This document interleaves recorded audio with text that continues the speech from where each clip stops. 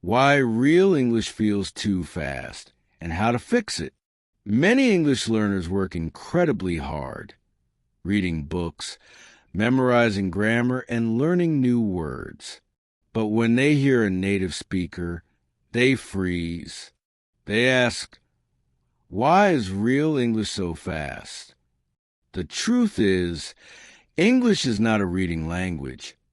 It is a sound language. The problem, training your eyes, not your ears.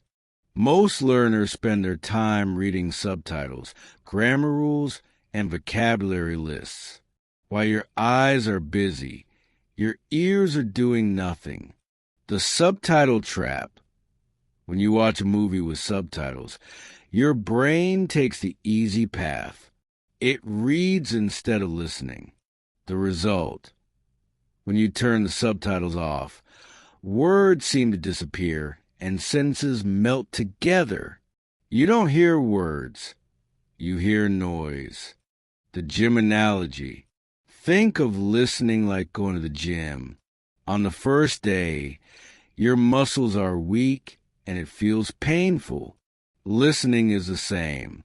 Your ears need training, not more grammar explanations. The 3-step strategy to train your ears. Instead of relying on your eyes, follow these steps to wake up your ears. Listen without subtitles. Don't pause. Don't translate. Just let the sounds enter your ears, even if you don't understand. Focus on the music of English. Listen a second time. This time, focus on the rhythm, emotion, and intonation, not individual words. Check only if needed. Listen a third time. Now, check the subtitles only for the parts you couldn't recognize.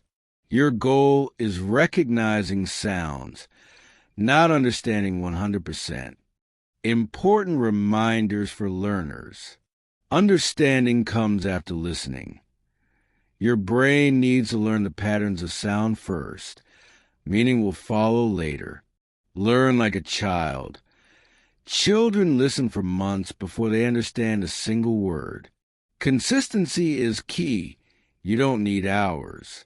Just 10 minutes a day with podcasts or short videos is enough to see progress.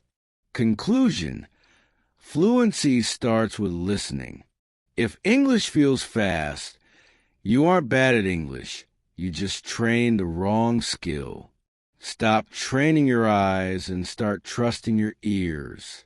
Slowly but surely, English will begin to feel slower, clearer, and more natural. Fluency is not about how much you can read. It's about how much you can hear,